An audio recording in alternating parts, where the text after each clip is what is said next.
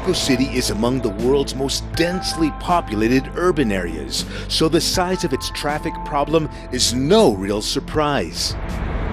Many of the Mexican capital's avenues, boulevards, and streets are relatively narrow, like they have been since the late 1500s, when Spanish conquerors first built roads here.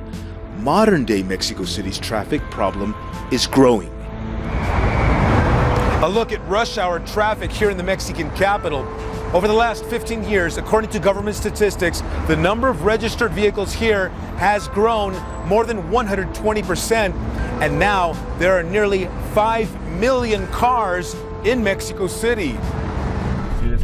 At street level, taxi driver Enrique Ramirez dodges heavy traffic on Avenida Insurgentes, one of the world's longest avenues. And as usual, the traffic comes to a complete halt. There is so much traffic now. It has increased and has gotten to be quite out of hand. The annual cost of heavy traffic is estimated at $1.5 billion a year, including loss of productivity, as drivers in the Mexican capital spend a whopping 66% of extra travel time stalled out in traffic.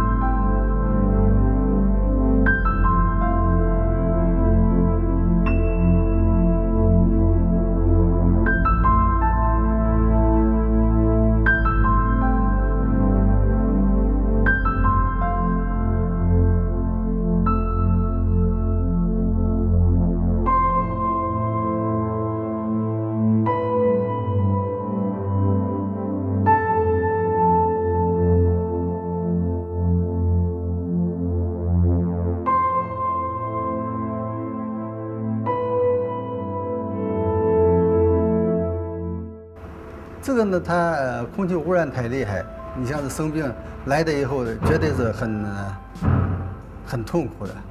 有把退休的，他呢不是有这个气管不好，时间长了以后就是肺心病了。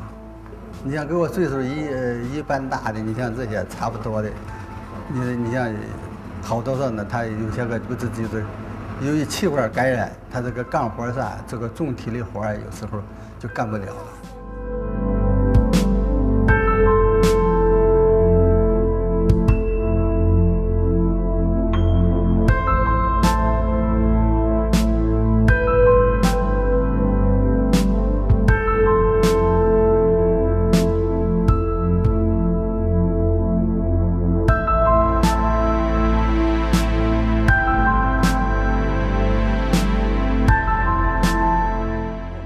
Threat to our well-being is there than the current threat of climate change. And it only takes a trip to the Pacific to see that climate change isn't a hypothetical.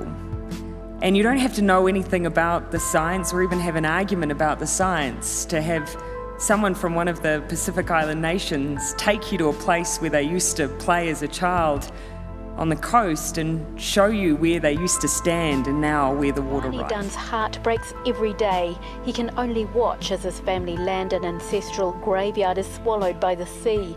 The monumental headstones, all he can see above the waves. As they say, climate change is a monster that we cannot fight against. You see your ancestors swimming every day out in the sea. If you live here, then you will feel you will know how it feels. As a boy, Barney remembers these graves being on firm ground. Now children swim amongst them. 10 years ago, surveyors discovered the tiny community of Tongoru is losing up to 1.5 metres of land a year. What was once 10 acres is now 5.